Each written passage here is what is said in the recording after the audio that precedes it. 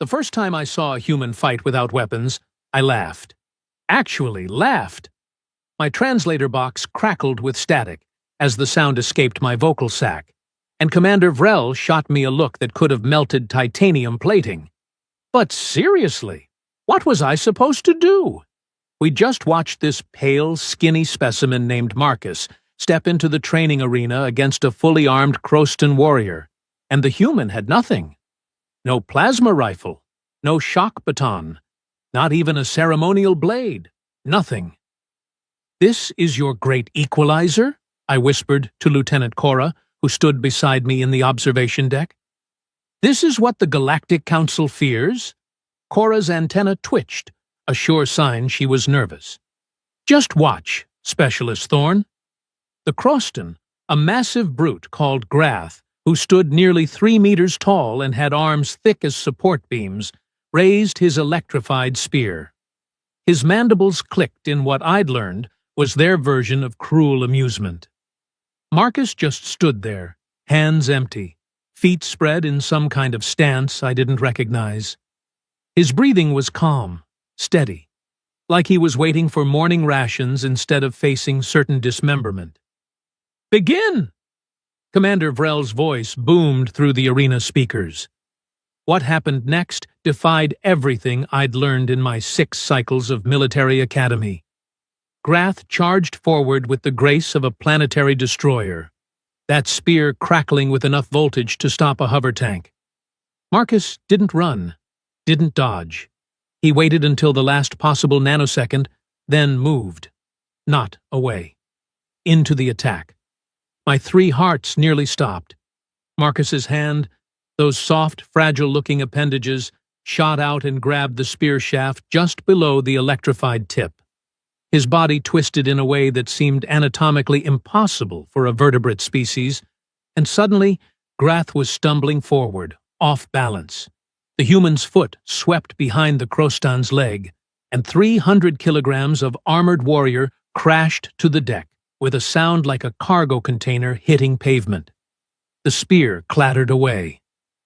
"What in the 17 moons?" I breathed. But Marcus wasn't done. Before Grath could recover, the human dropped onto the Croston's back, wrapped one arm around that thick neck, and hooked his legs in some complex configuration around Grath's torso. The Croston thrashed, powerful arms reaching back, trying to grab his attacker. Marcus just held on, adjusting his grip with small, precise movements. His face remained calm, almost bored. 15 seconds later, Grath tapped the deck 3 times with his palm. The universal signal for submission. The arena fell silent. Marcus released him immediately, stood up, and offered his hand to help Grath rise. The Croston stared at that hand like it was a venomous serpent, then slowly accepted it. "Adequate demonstration, Specialist Marcus," Commander Vrel announced. "Class dismissed." I stood frozen as the other trainees filed out, my scales tingling with something between terror and fascination. Cora nudged me with her elbow joint. "Still think it's funny?" she asked. "That was... How did... He didn't even..." "Yeah." Cora's antenna drooped sympathetically. "That's the standard reaction." 20 minutes later, I found myself in the station's recreation center, still trying to process what I'd witnessed. The Galactic Coalition had been at peace with humanity for 2 standard cycles now, ever since they'd joined our alliance against the Vex Collective. But we'd all heard the stories, the whispers. Humans don't need weapons. They are weapons. I'd dismissed it as propaganda, honestly. Every species talks up their combat prowess. The Crostons boast about their strength. The Silvari pride themselves on their reflexes. My own people, the Thessians, are known for our strategic minds and poison resistance. But this was something else entirely. You look like someone just explained quantum tunneling to a child. I turned to find Marcus standing beside me, holding 2 bottles of that strange carbonated beverage humans seemed addicted to. He offered me one. I don't think my digestive system can process that, I said, still slightly defensive. Probably right. More for me, then. He took a long drink, then sat down on the bench across from me. Up close, he looked even less threatening. Average height for a human, maybe 1.7 meters. Lean build. No visible natural weapons. No armored hide. No venomous spines. His eyes were a strange shade of brown that seemed to shift in the light. That thing you did in the arena, I finally managed. We don't have anything like that in our combat databases. Marcus smiled, and I was reminded that humans had more teeth than strictly necessary for their omnivorous diet. It's called jiu-jitsu, Brazilian jiu-jitsu specifically. Been around on Earth for about a century, but its roots go back much further. A century? I couldn't keep the disbelief from my voice. Our records show humans only achieved spaceflight 4 cycles ago. Yep. He took another drink. We've been fighting hand-to-hand for thousands of years, developing systems, refining techniques, testing them against each other. Jiu-jitsu, judo, wrestling, boxing, Muay Thai, karate, kung fu, Krav Maga. He counted on his fingers. And those are just some of the formalized systems. Every culture on Earth developed their own methods. My vocal sac went dry. You're telling me that your species has spent millennia perfecting the art of killing each other without weapons? Well, when you say it like that, it sounds bad. Marcus grinned. But, yeah, pretty much.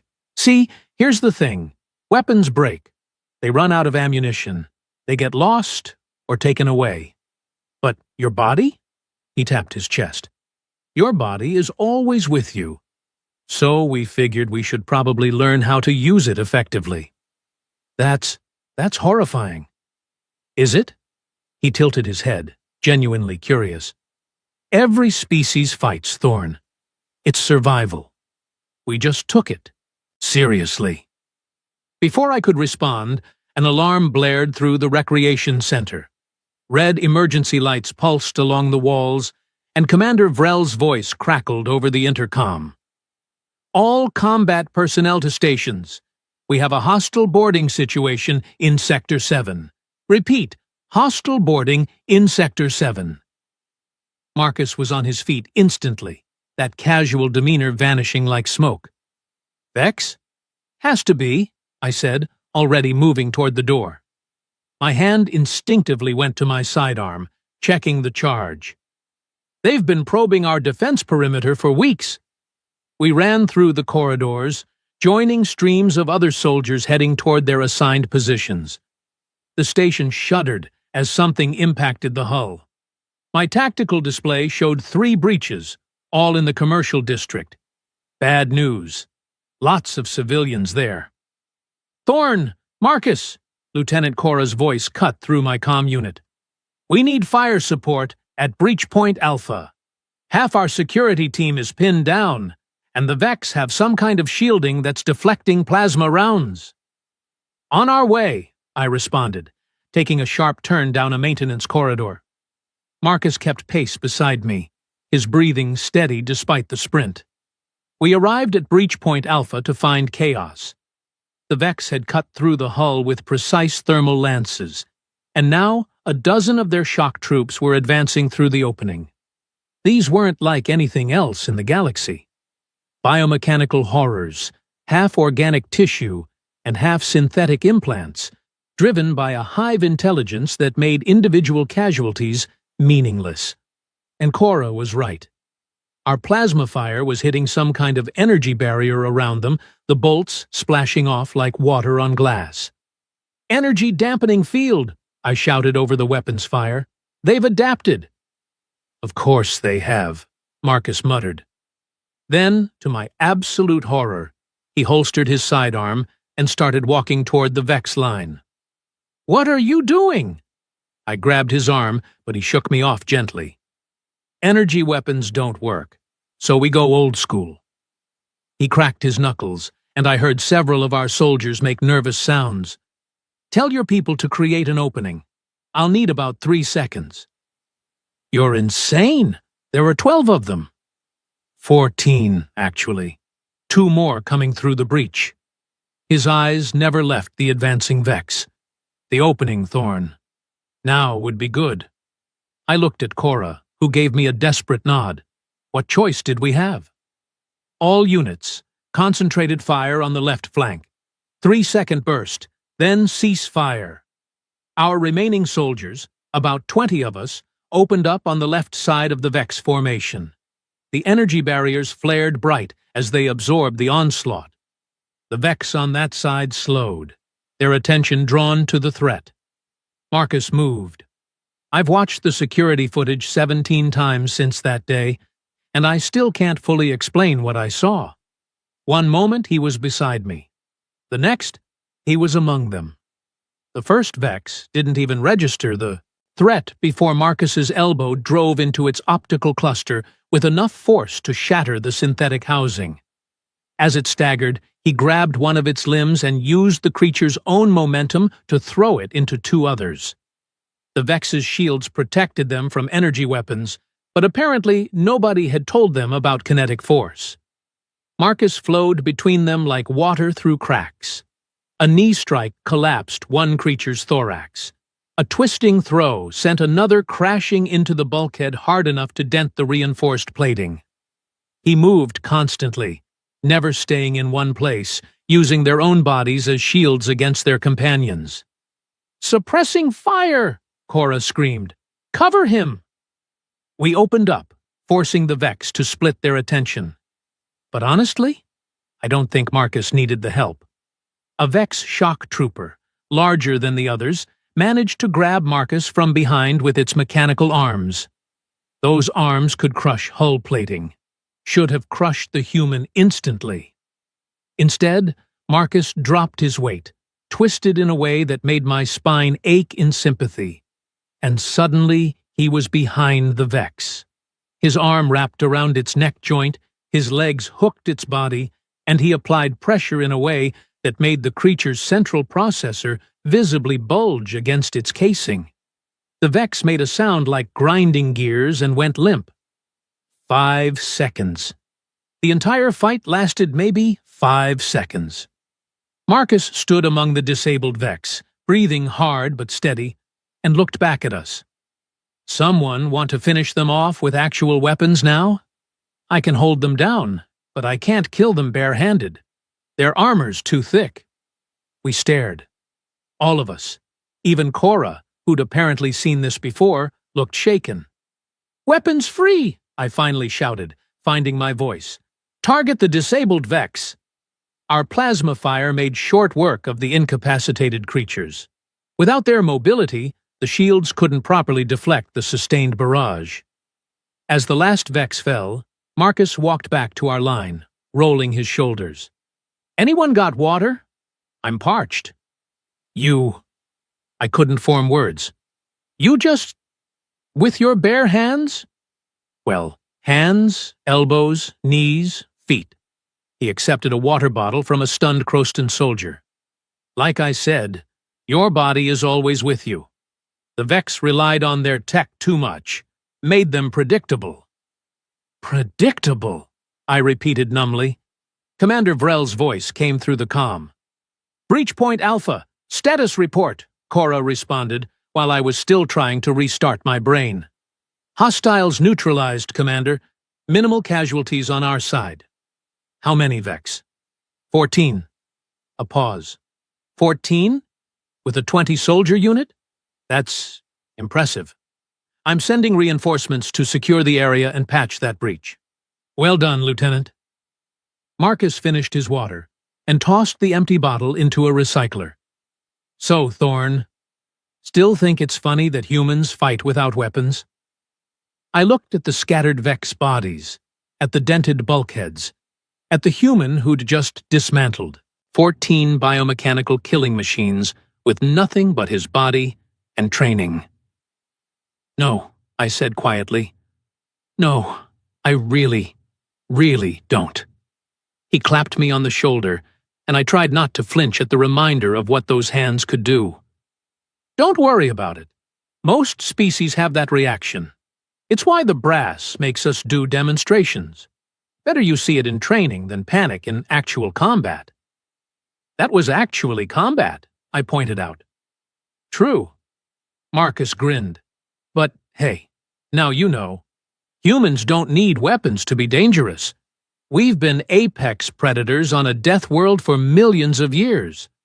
We just got really, really good at the whole survival thing.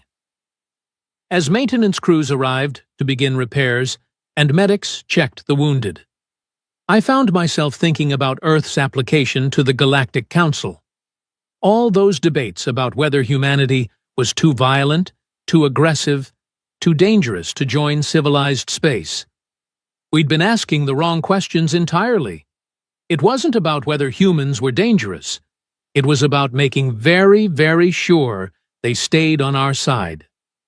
3 days after the Vex incident, I got summoned to Commander Vrel's office. Not invited. Summoned. That's never good. I found Marcus already there, leaning against the wall with that casual confidence humans seem to radiate. He nodded at me as I entered, and I noticed his knuckles were wrapped in some kind of white fabric. Specialist Thorne, Commander Vrel began, her crest feathers bristling in what I'd learned meant she was agitated. I have a problem. Sir? The Vex attack wasn't random. Intelligence has decoded their transmission logs from the disabled units. She activated a holographic display between us. They were specifically targeting our research wing. More precisely, Dr. Finish's xenobiology lab. My scales went cold. Dr. Mira Finish was the station's leading expert on cross-species medicine. Her research had saved thousands of lives across a dozen worlds.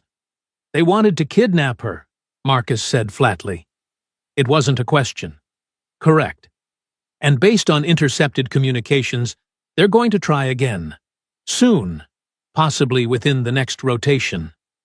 Vrel's talons tapped against her desk. A nervous habit. Standard protocol would be to evacuate Dr. Finish to a secure facility, but her current research is at a critical phase. She refuses to leave her lab, and frankly, we need her work completed. So you want guards, I said. More than that, I want you to. Vrel looked between us. Thorne, you're one of our best tactical analysts. Marcus, you've proven your capabilities. You want us to be bait, Marcus said, still relaxed. Let them come, stop them close range where their shields are less effective. Essentially, yes. The lab has been retrofitted with dampening fields that should interfere with Vex technology, which means traditional weapons will be limited. Your particular skill set, Specialist Marcus, becomes invaluable in that environment. I felt my stomach sack twist. Commander, with respect, that's suicide. If they send a larger force, then we hold them long enough for reinforcements to arrive. Marcus pushed off from the wall. I'm in. When do we start? Vrel's crest feathers settled slightly. Immediately. Dr. Finish is expecting you. As we left the office, I grabbed Marcus's arm. Are you actually insane? We barely survived last time, and that was with a full unit. Last time we were surprised. This time we're prepared. He started walking toward the research wing. Besides, you heard the commander. They need that doctor's research. Sometimes the mission matters more than the risk. Easy for you to say. You can apparently strangle armored killing machines with your bare hands. Not exactly bare. He held up his wrapped knuckles. Sprained 2 fingers last time. Vex armor is tougher than it looks. Oh, wonderful. That makes me feel so much better.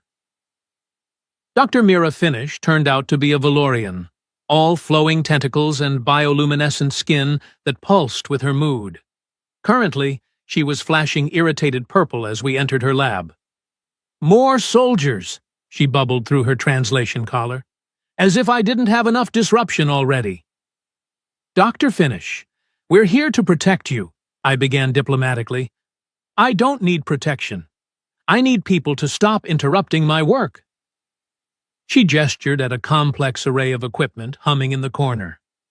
Do you have any idea how delicate this cellular sequencing is? One vibration, one power fluctuation, and 3 months of research becomes worthless. Marcus walked slowly around the lab, his eyes cataloging everything. How many entrances? What? 2. The main door we came through and an emergency airlock in the back. Windows? Vents? Access panels? This is a sterile research facility, young man. We don't have windows. The ventilation system is standard, nothing large enough for... She paused, her skin shifting to worried orange. Oh. Yeah. Marcus knelt beside a floor vent, running his fingers along the edges. The Vex can compress their bodies. Saw it in their attack patterns. They'll use any opening. Can we seal it? I asked. And risk contaminating my entire lab with unfiltered air? Absolutely not. Marcus stood up, dusting off his hands. Then we work with what we have. Thorne, I need you to set up motion sensors at both entrances. Standard military issue should work even with the dampening fields. On it. Doctor, how long until your research phase is complete? Mira's tentacles twisted in agitation. 18 hours, minimum. Possibly 24 if there are complications. Great. So we just need to survive a full-day cycle.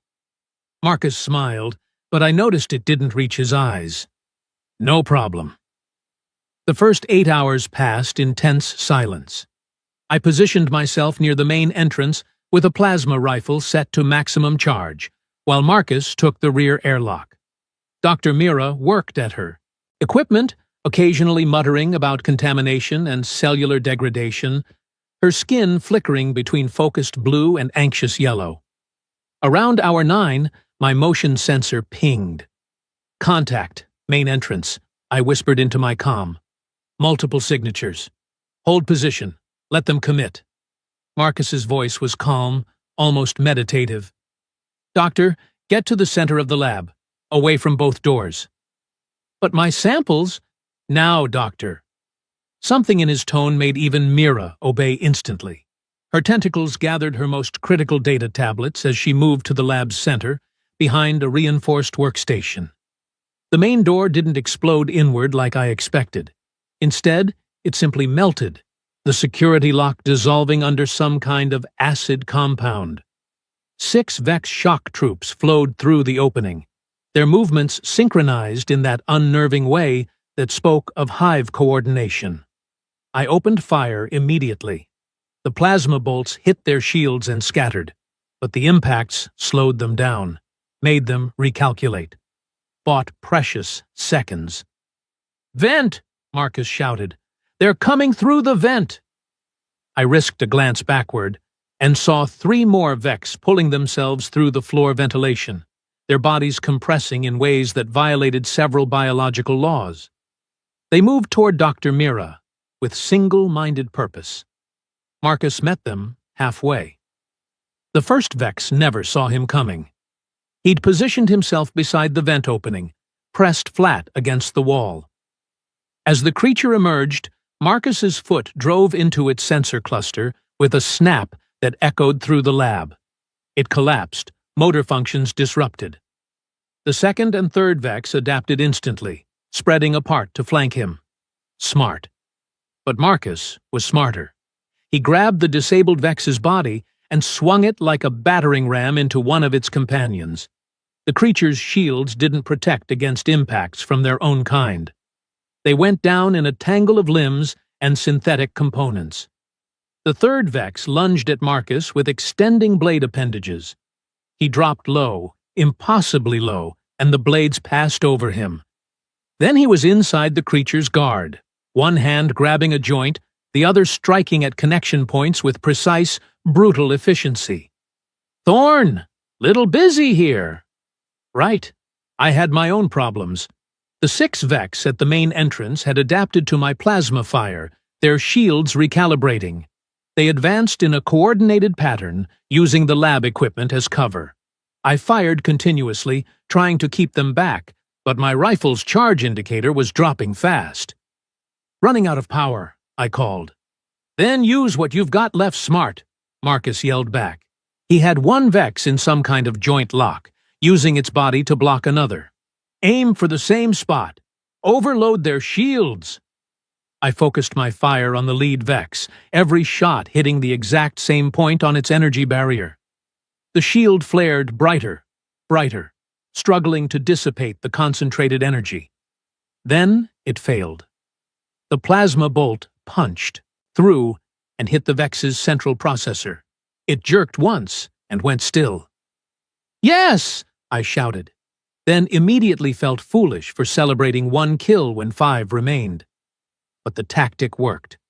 I repeated it on the second Vex, concentrating fire until its shield collapsed. 2 down.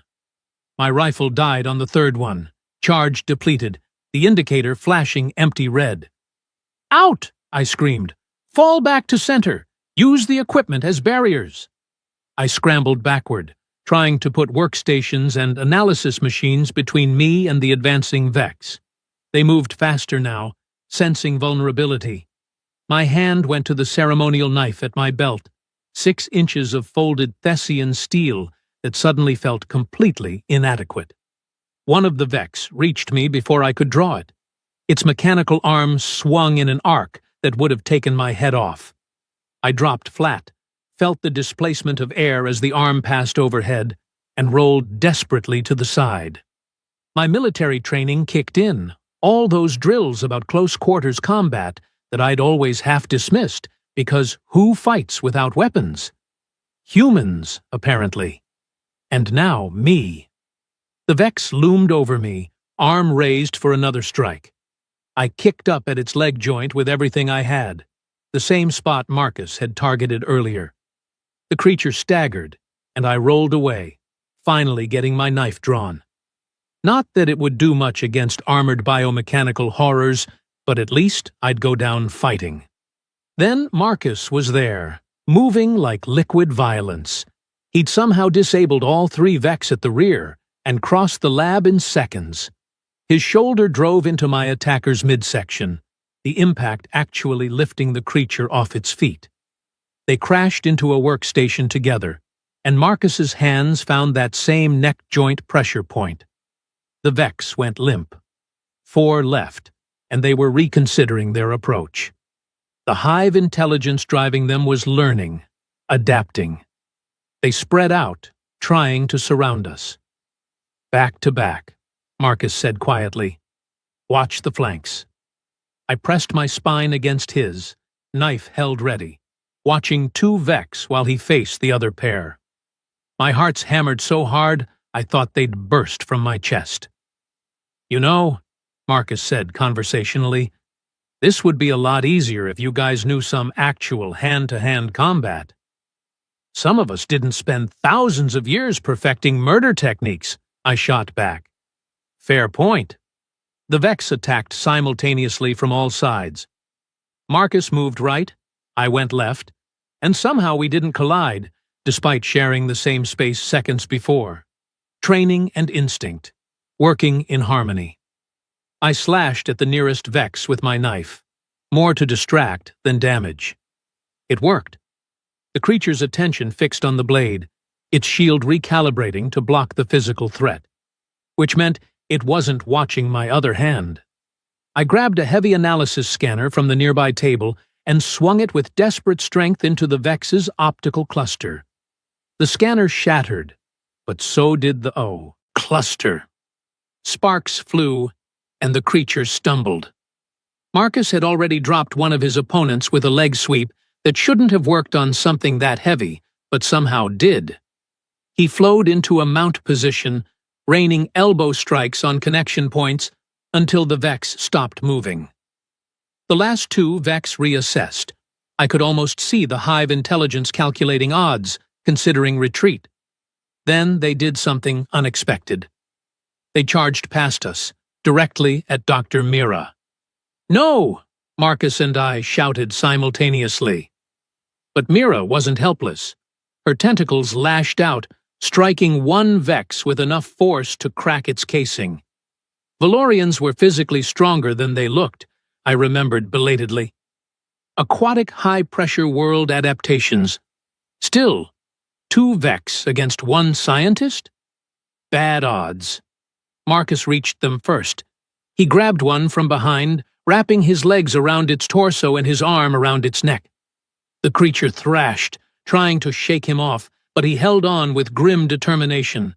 I jumped on the other one's back, knife raised, and drove the blade down into a joint seam. It didn't penetrate far, but it was enough to jam the appendage. The Vex spun, trying to dislodge me, and I held on purely through terror and stubbornness. Mira's tentacles wrapped around the creature's legs, pulling it off balance. We went down together in a heap of limbs, metal, and desperation. I lost my knife in the fall, found myself face to face with the Vex's optical cluster, saw my reflection in its cold sensors. Its arm rose, blade extending. Then Marcus was there again, having dispatched his target. His foot came down on the Vex's arm joint with a sickening crunch, and the blade stopped inches from my face. "Stay down," he said, then applied that same neck pressure technique. The Vex shuddered and went still.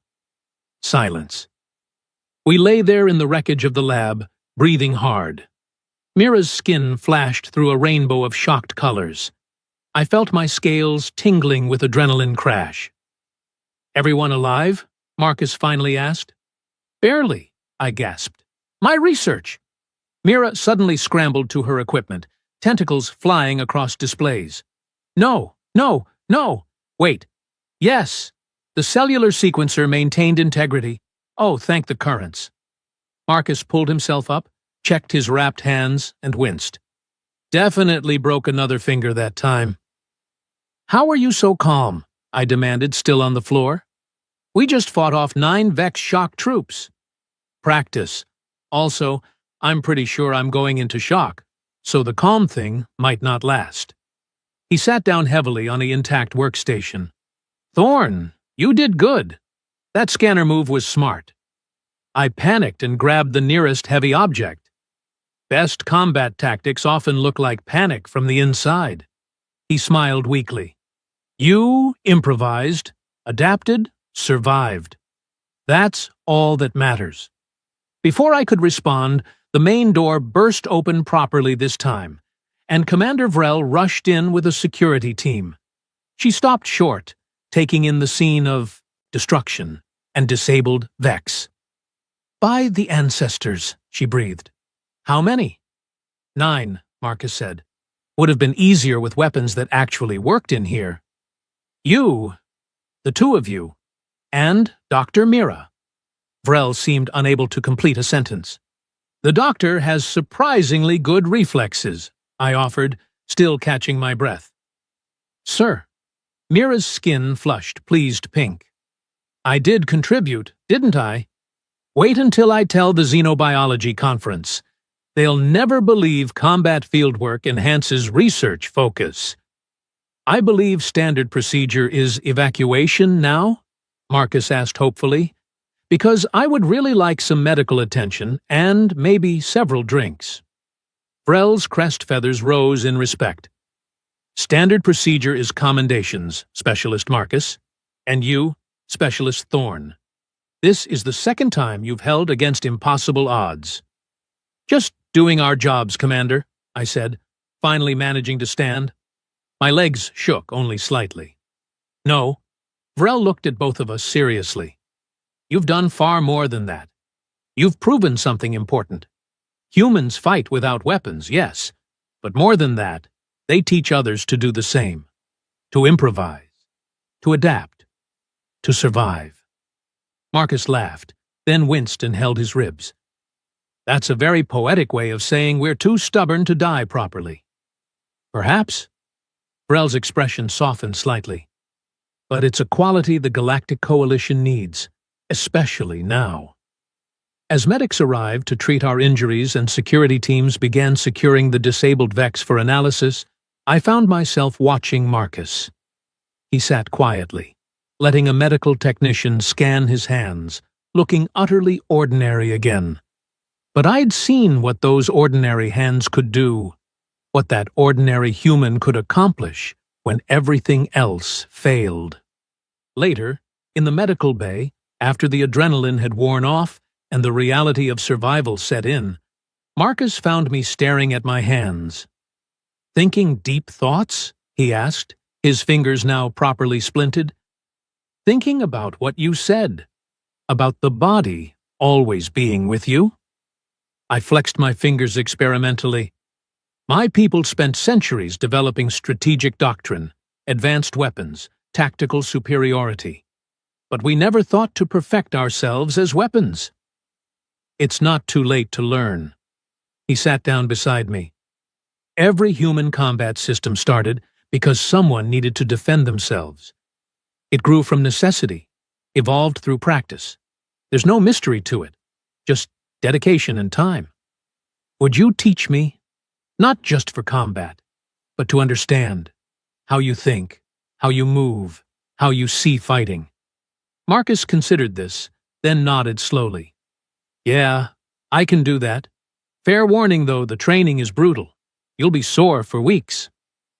After fighting Vex shock troops twice, I think I can handle a little soreness. "That's what everyone says." He grinned. "Then we start with the conditioning exercises."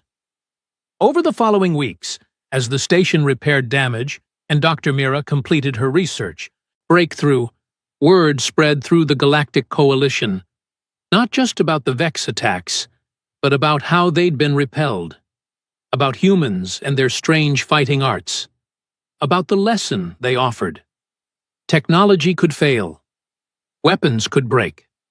Shields could be adapted against.